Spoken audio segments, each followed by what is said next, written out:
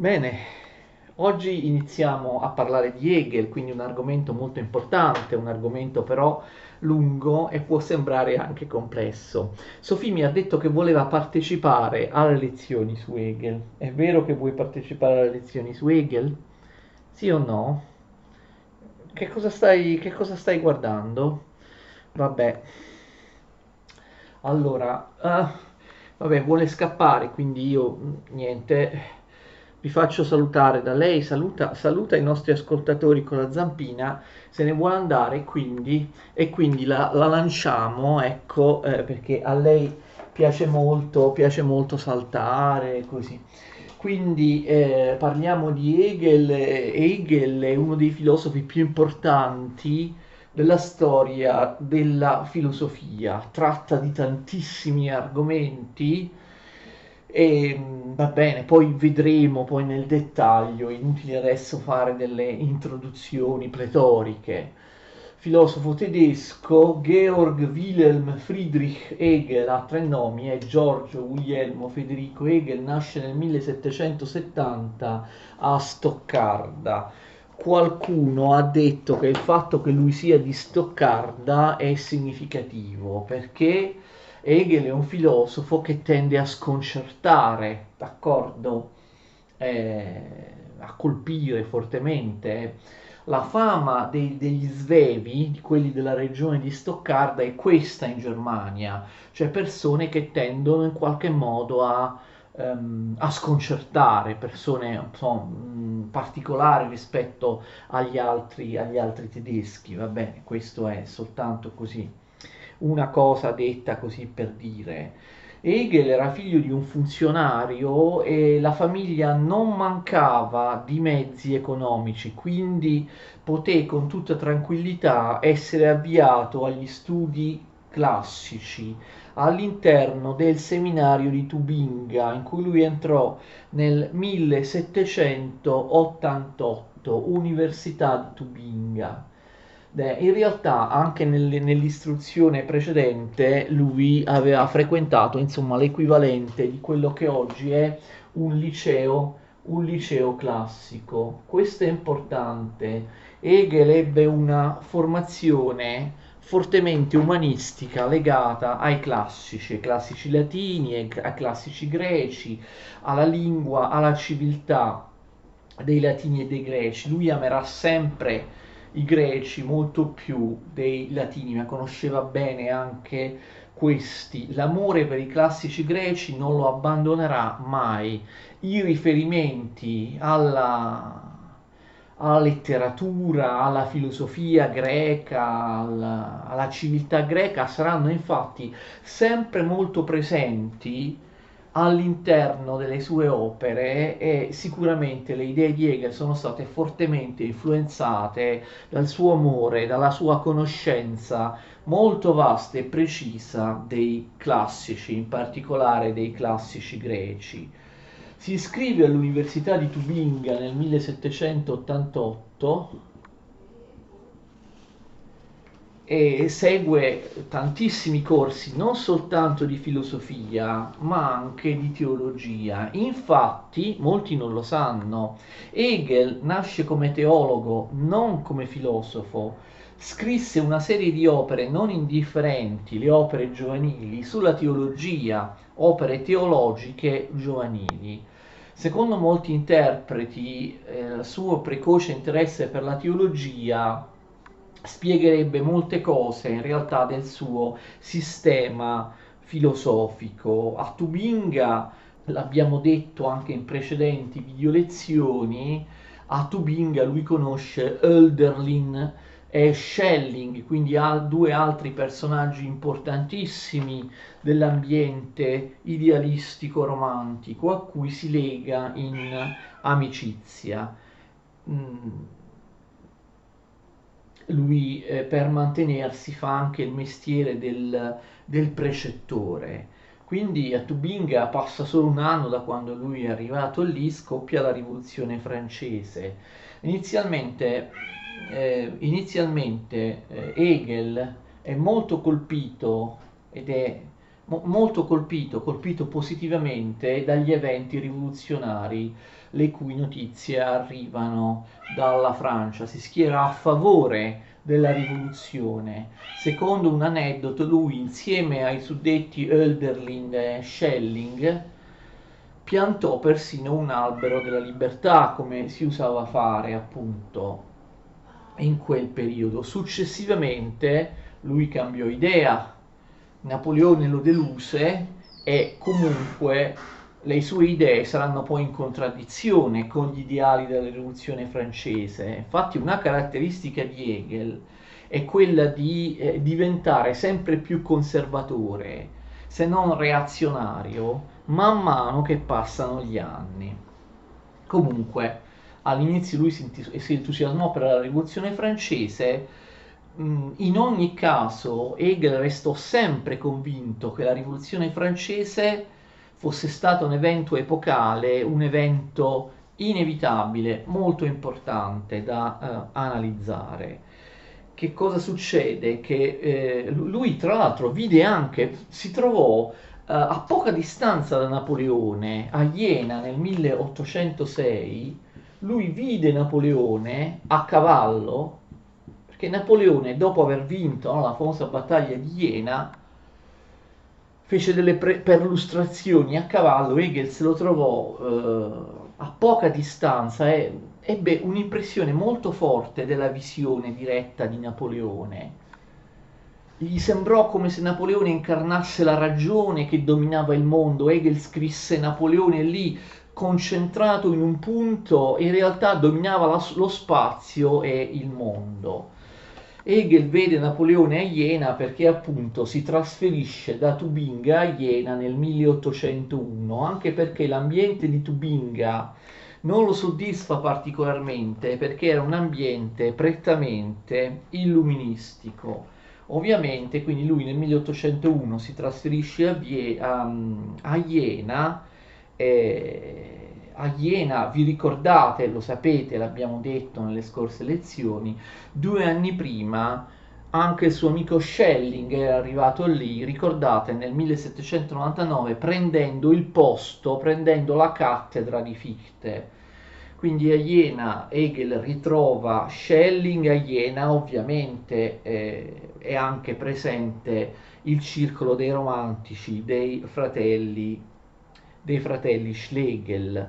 Nel 1801 Hegel pubblica la sua prima opera filosofica importante, che non a caso resta nell'ambito della sua cerchia romantico-idealistica. Infatti l'opera si chiama Differenza tra il sistema filosofico di Fichte e quello di Schelling, per cui evidentemente Hegel preferiva nel confronto preferiva Schelling a Fichte. Poi in realtà che cosa succede? Lui scrive la sua prima opera importantissima, però in realtà la pubblica soltanto dopo essere andato via da Iena. Infatti Hegel ebbe delle difficoltà economiche causate dalle guerre napoleoniche e quindi accettò dal 1806 al 1816, quindi per 10 anni, un periodo piuttosto lungo, accettò l'incarico di direttore del ginnasio di Norimberga. Quindi si trasferisce a Norimberga. Hegel realizzò molti trasferimenti durante la sua vita, ma fece anche molti viaggi. Non bisogna pensare a Hegel come una specie di topo di biblioteca che ha vissuto tutta la vita nel leggere i libri infiniti, nello scrivere opere lunghissime. È vero che ha letto moltissimo in maniera mostruosa. Hegel assimilava tutto dai più svariati campi del sapere, realizzò una cultura proprio enciclopedica, come enciclopedica e totalizzante la sua filosofia che si occupa veramente di tutto. Hegel leggeva molto facilmente, assimilava e ricordava in maniera prodigiosa tutto ciò che leggeva. Tuttavia era anche un uomo che aveva amici, che aveva interessi e ci teneva molto a questo, il fatto di viaggiare molto. Viaggiare aiuta a riflettere. Lui si paragonava a Platone e diceva che per Platone era stato molto importante viaggiare. Lui si paragona a Platone anche, attenzione, per un'altra caratteristica che è proprio tipica di Hegel e proprio lo separa, in qualche modo lo allontana dai romantici. Hegel dice di se stesso di essere una mente che procede lentamente, d'accordo? Una mente che procede adagio. Che cosa significa questo? Il sistema di Hegel, come vedremo, è un sistema totalizzante. Molti hanno detto anche totalitario, totalizzante magari anche nel senso negativo, per la pretesa di abbracciare, di spiegare tutto, qualunque argomento, di inserire all'interno di un sistema e in posizioni ben precise qualunque argomento, qualunque evento storico. Per molti questa è stata una pretesa totalizzante, eccessiva, davvero presuntuosa. Tuttavia, per costruire un sistema filosofico del genere, ovviamente ci vuole una cultura straordinaria, ci vogliono moltissime letture, scusate, che Hegel assomma in anni e anni di studio. Quindi che cosa vuol dire? Vuol dire che Hegel arriverà a delineare e a esprimere compiutamente il suo sistema filosofico non da giovane, ma quando già avrà una certa età. Questo appunto, lo differenzia molto dai romantici. I romantici, genio, sregolatezza, no? Pensavano che fosse una specie di genio creatore con cui si potesse produrre attraverso un'intuizione immediata. Infatti moltissimi romantici, compresi Fichte, Schelling e tanti altri, in realtà scrissero le loro opere importanti, dissero quello che di importante avevano da dire quando erano giovanissimi. Anche il suo amico Schelling, no? Era veramente giovanissimo. Invece per Hegel non è così. Hegel ha avuto bisogno di molto tempo, ha avuto bisogno di assimilare un enorme numero di nozioni in ogni campo per poter poi esprimere il suo sistema che appunto parla di tutto, fa citazioni, riferimenti a qualunque epoca storica, qualunque autore della storia della filosofia. Ovviamente per fare questo Hegel ha avuto bisogno di leggere moltissimo, quindi ha avuto bisogno di anni e anni e anni di preparazione, di anni e anni e anni di studio.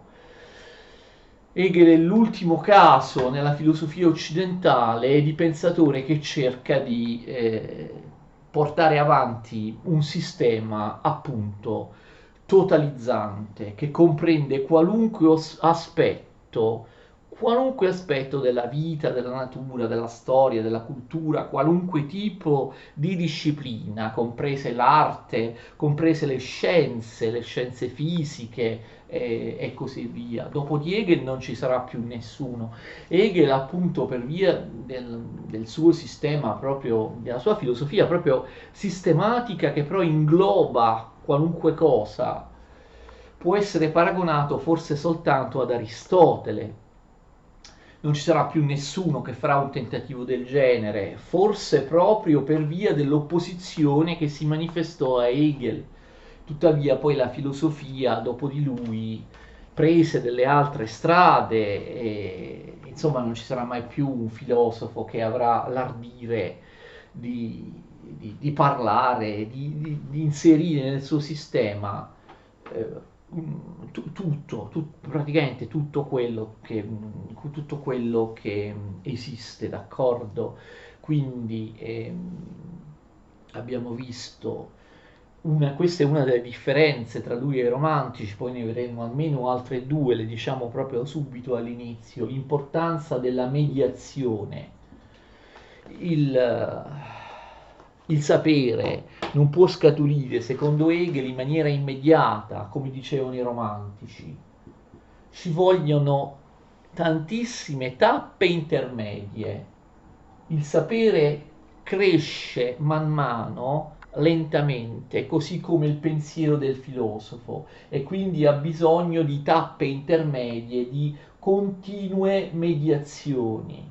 La mediazione per arrivare alla verità, non l'empito immediato e scomposto del romantico. Tutte queste tappe intermedie di mediazioni, di successivi avvicinamenti alla verità, naturalmente saranno le tappe dialettiche, vedremo poi in seguito che cos'è la dialettica. Quindi comunque lui si trasferisce a Norimberga nel 1806, nel 1807 lui pubblica la sua prima opera veramente importantissima, delle quattro di cui noi parleremo. 1807 l'aveva già scritto prima, però quando si trovava a Iena, la fenomenologia dello spirito, fenomenologia dello spirito. La fenomenologia dello spirito è un'opera piuttosto sconcertante, proprio per il motivo che vi dicevo prima, perché compaiono al suo interno sminuzzate, frazionate, inserite a volte in maniera, si potrebbe pensare, arbitraria all'interno di un sistema, tantissime esperienze della storia, tantissime opere, personaggi, filosofi, teorie di ogni tipo, quindi fenomenologia dello spirito. Quindi vedete, lui pubblica la sua opera veramente importante quando ancora non ha proprio delineato perfettamente il suo sistema nel 1807, quindi quando lui ha già 37 anni. Non è un filosofo che si esprime in età giovanile. Fenomenologia dello spirito è la prima delle quattro opere importantissime che saranno riferimento per noi nella trattazione della filosofia di Hegel. A Norimberga lui pubblica qualche anno dopo anche la seconda, diciamo, delle opere importantissime che noi vedremo. Nel 1812 abbiamo La scienza della logica, un'opera incredibilmente complessa, qualcuno direbbe astrusa, probabilmente, sicuramente l'opera più difficile, più difficoltosa, ma forse anche più astratta di Hegel, La scienza della logica. D'accordo. Nel 1816 lui si trasferisce a Heidelberg per 2 anni, d'accordo? Dal 1816 al 1818 lui è a Heidelberg. Alla fine, vedrete, si sarà trasferito in tanti luoghi diversi della Germania. In questo biennio in cui lui è a Heidelberg, pubblica un'altra opera importantissima nel 1817, l'Enciclopedia delle scienze filosofiche,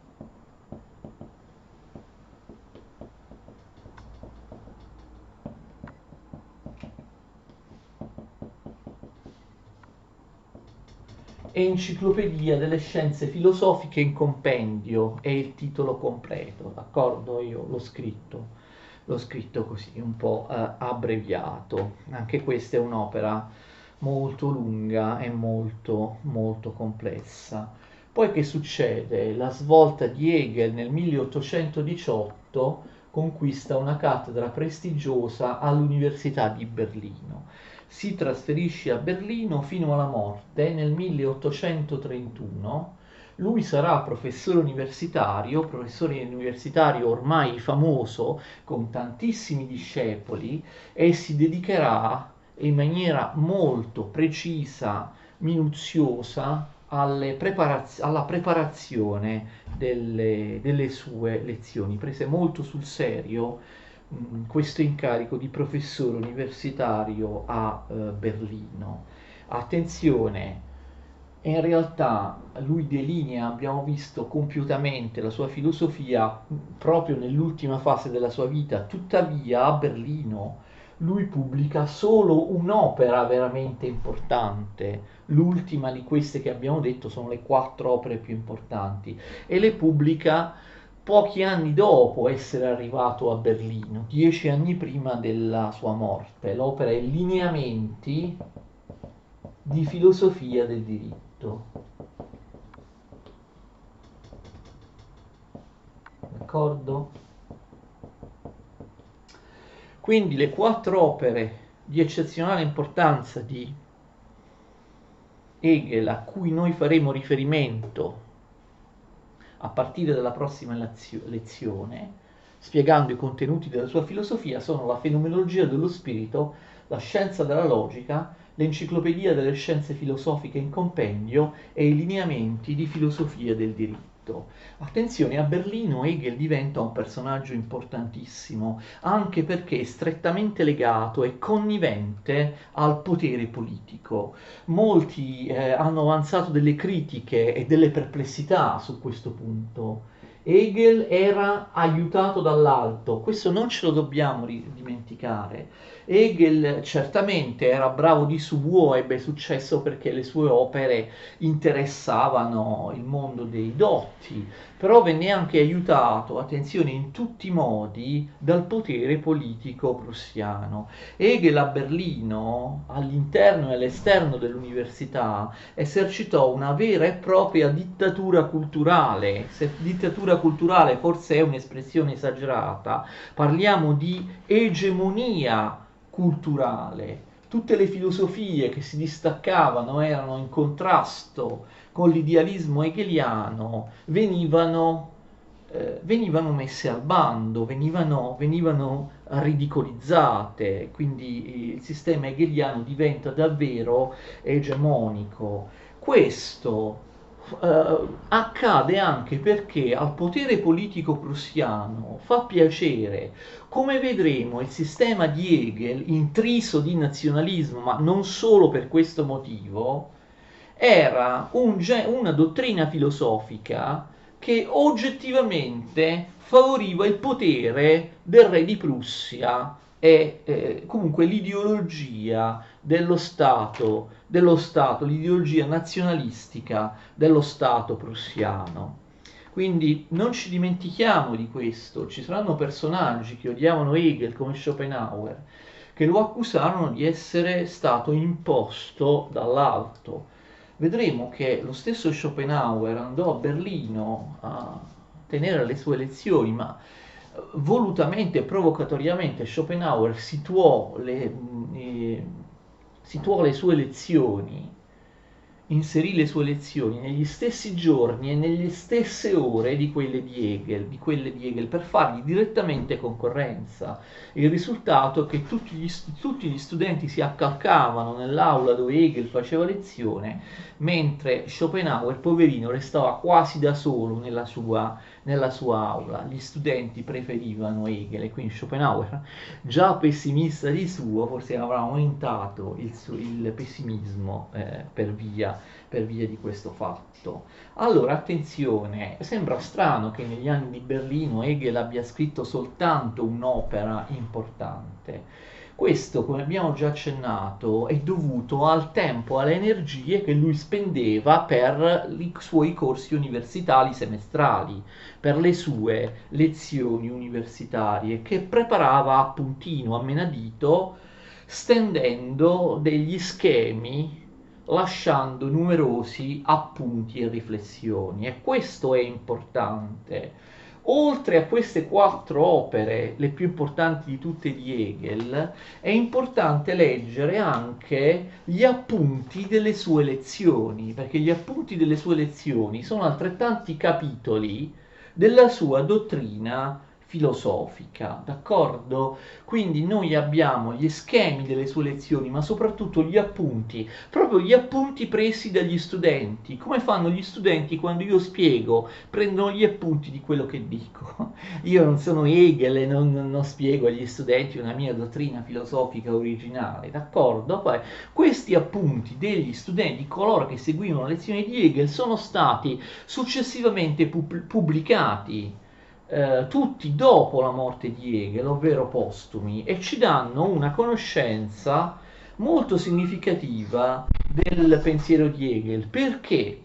Perché Hegel, nelle sue opere edite, scrive in maniera difficile, in maniera ardua, difficile da interpretare, d'accordo?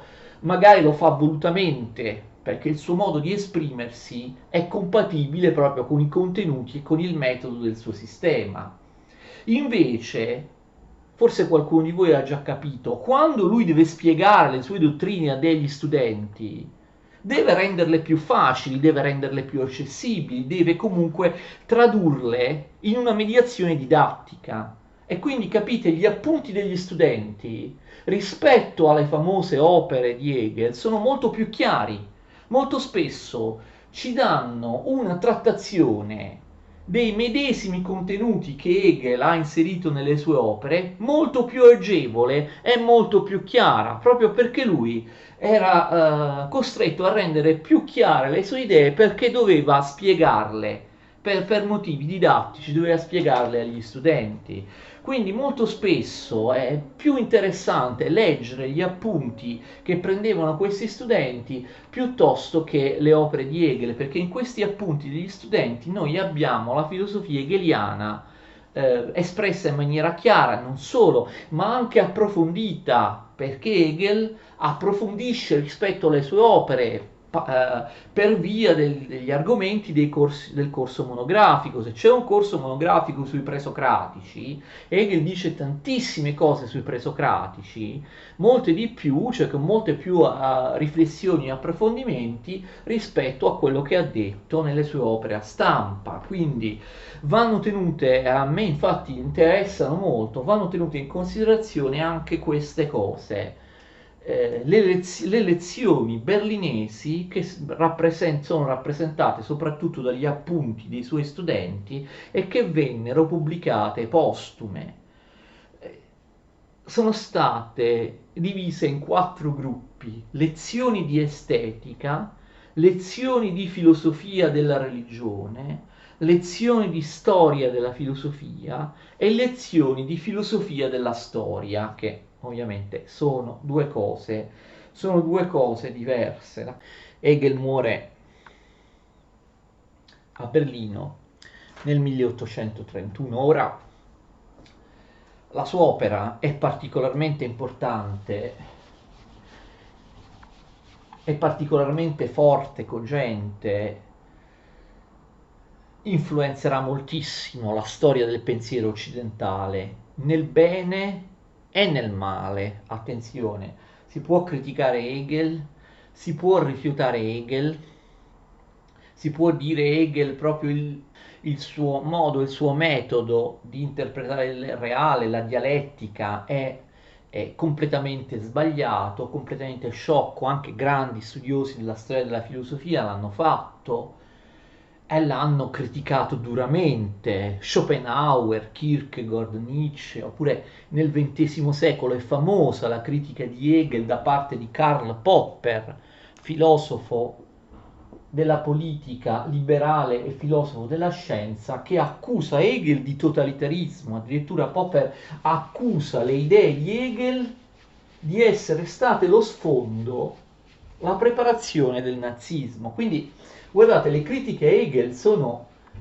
assolutamente legittime, non dobbiamo soggiacere al principio di autorità. Hegel si trova nel canone, Hegel deve essere per forza un grande filosofo, quello che dice lui deve essere vero. Noi possiamo anche pensare che sia tutto falso, criticarlo, avere un'impostazione molto diversa dalla sua, non avere interesse per la sua filosofia, però in termini proprio storico-filosofici la filosofia di Hegel è molto molto significativa, non si può ignorare o non si può banalizzare.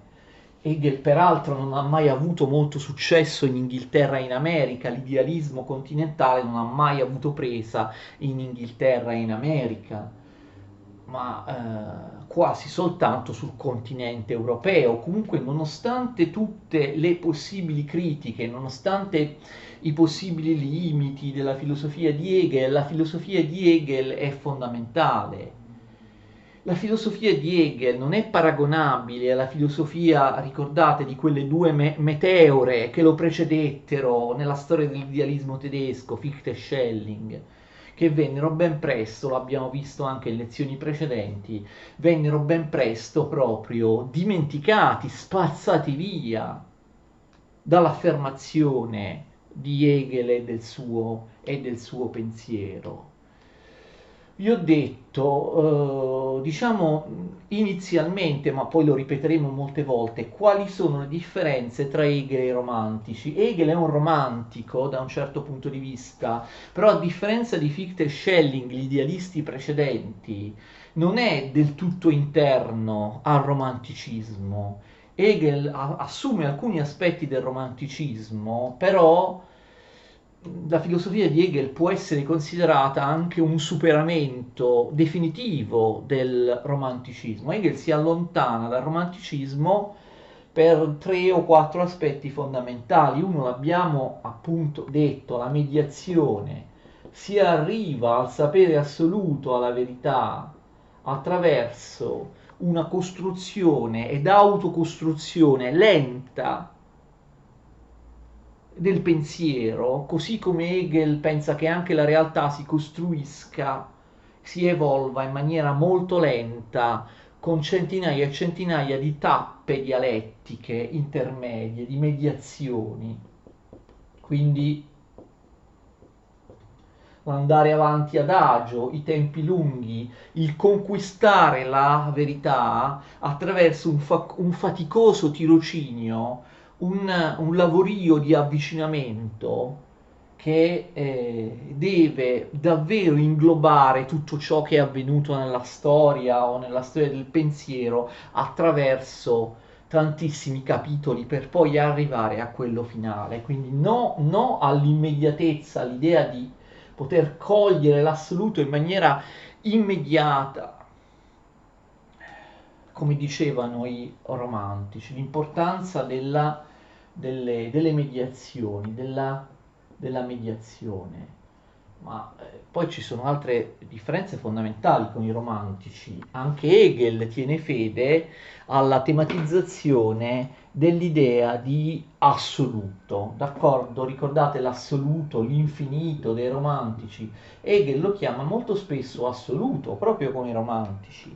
La differenza fondamentale è che, vi ricordate, i romantici, anche Fichte e Schelling, pensano che non si possa mai arrivare alla comprensione dell'assoluto. Ricordate, anche in Fichte e Schelling c'è sempre un limite all'azione spirituale, all'azione del pensiero. Invece in Hegel la differenza che nei romantici l'assoluto, sia pure con difficoltà, con tantissime mediazioni, alla fine viene completamente conosciuto. Quindi lo streben dei romantici, il tendere a qualcosa di infinito, cui però non si riesce mai ad arrivare, in Hegel è superato, perché Hegel dice che attraverso la sua filosofia l'assoluto, l'infinito, può essere completamente compreso dalla mente umana. E quindi questo è un'altra differenza fondamentale. Terza e ultima differenza fondamentale con i romantici, ci tengo a dirle qui proprio all'inizio queste cose. Terza differenza fondamentale con i romantici è che lo strumento con cui si arriva all'assoluto, attenzione, secondo Hegel è la ragione. non il sentimento, non la fede, non l'opera d'arte come dicevano i romantici. Se vediamo i tre gradi, lo vedremo poi ovviamente molto nello specifico dello spirito assoluto, i tre gradi sono dal meno importante al più importante, arte, religione e filosofia. Quindi romanticamente Hegel non butta via, non sottovaluta l'importanza di arte e religione, però vedete, l'arte poi viene superata dalla religione che conosce l'assoluto in maniera un pochino più chiara, però poi per avere una conoscenza assoluta dell'assoluto, soltanto la filosofia, cioè la ragione, può dartela, d'accordo? Quindi a differenza dei romantici, vedete, arte e religione per Hegel sono strumenti con cui si può conoscere l'assoluto, ma in maniera confusa, ma in maniera non completa, non precisa.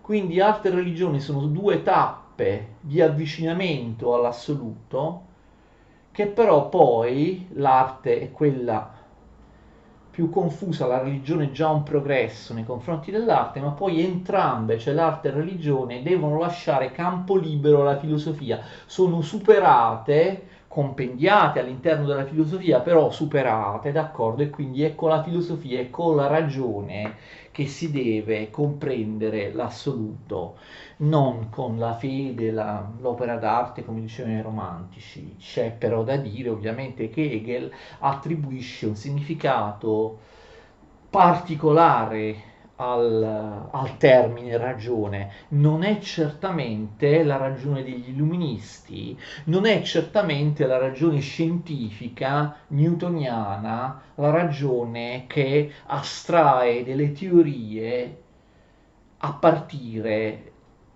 dai dati sperimentali, anzi vedremo che Hegel disprezzava la scienza sperimentale, disprezzava Newton. Tuttavia questo è importante, sono le principali differenze con i romantici. Prima di lasciarci questa lezione introduttiva che è un po' soltanto un cappello su Hegel, vita e opere, qualcosa sull'impostazione generale per introdurre il filosofo, vorrei dire qualcosa sulle quattro opere che io poi ho genialmente cancellato, le avevo scritte, le quattro opere importanti di Hegel. C'è tuttora una polemica per stabilire quale sia la più importante, quale sia la più rappresentativa tra queste quattro. Molti sostengono la fenomenologia dello spirito. Nella fenomenologia dello spirito ci sarebbe tutto il sistema di Hegel.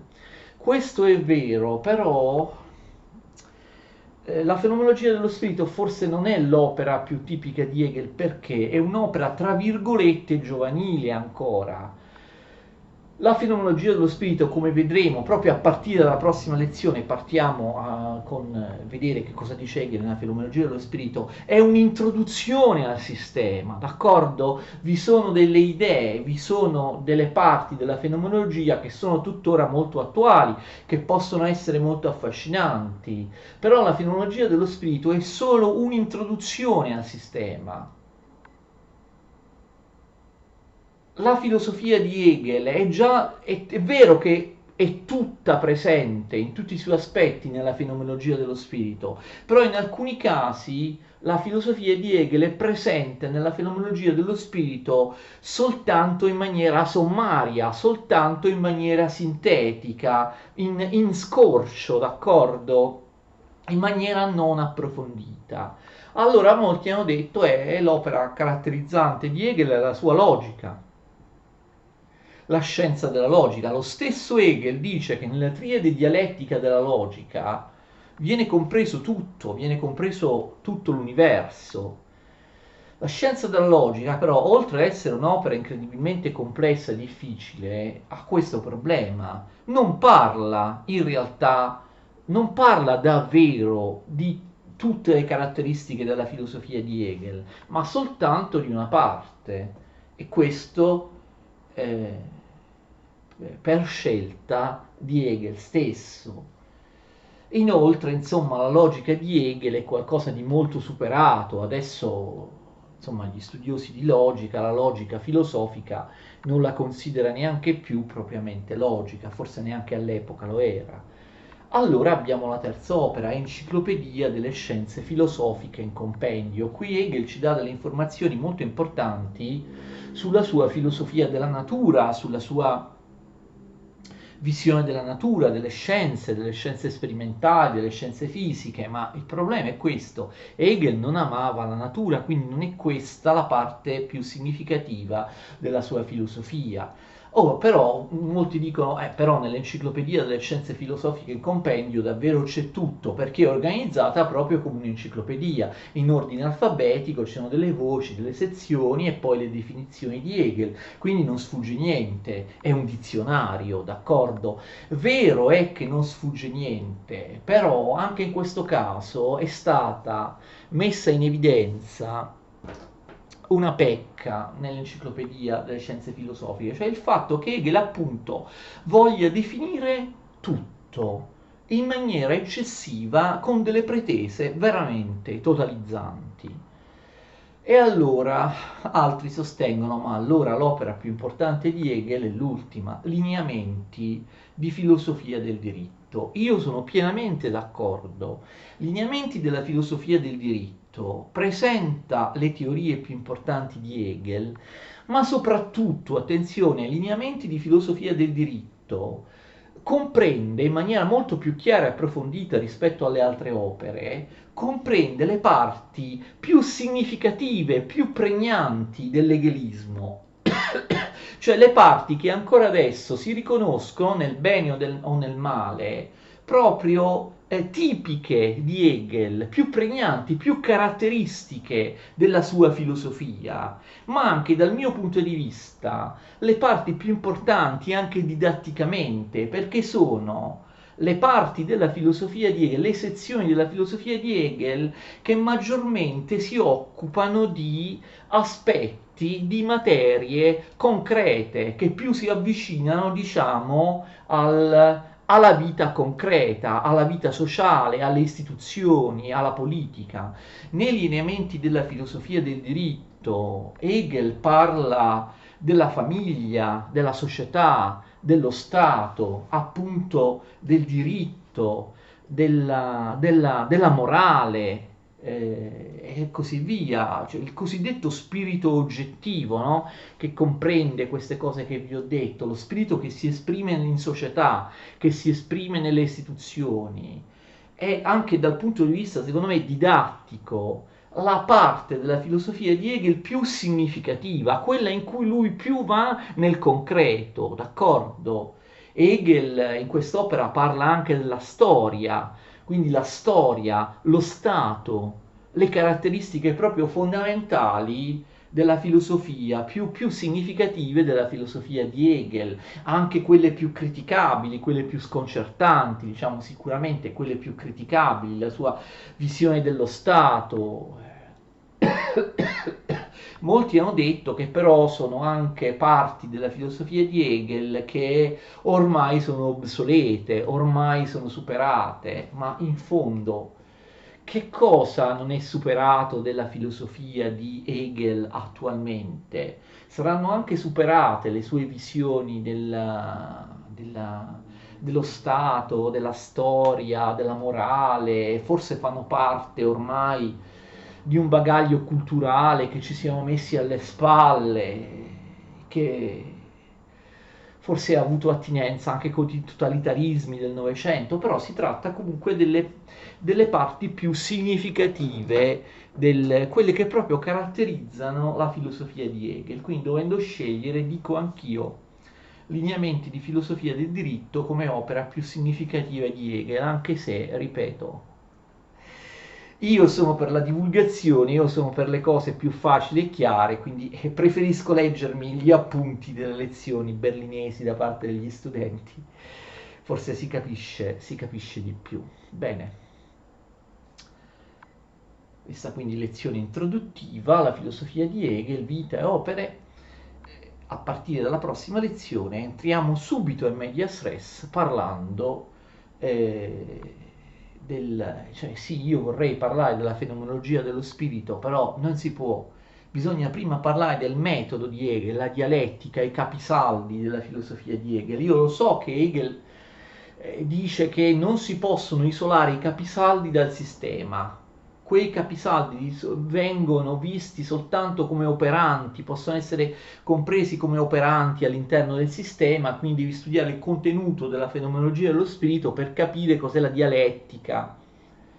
Ma da un punto di vista didattico questo è deleterio, cioè purtroppo noi dobbiamo estrarre dai contenuti di Hegel i capisaldi, le introduzioni ai contenuti, cioè i capisaldi del sistema, il metodo che Hegel applica ai contenuti. So che Hegel era contrario a questo, ma se non facciamo così non capiamo assolutamente niente. Quindi prima parliamo dei capisaldi del sistema hegeliano, perché tutto è spirito, che vuol dire spirito infinito, perché lo spirito si nega e supera all'infinito la sua negazione, lo fa con le tappe dialettiche, che cos'è la dialettica, quali sono le tre tappe della dialettica. Poi applicheremo, capite, questi capisaldi, il metodo di Hegel a tutti i contenuti, non proprio tutti, se no ci vorrebbero 100 lezioni, ai contenuti più importanti della filosofia di Hegel.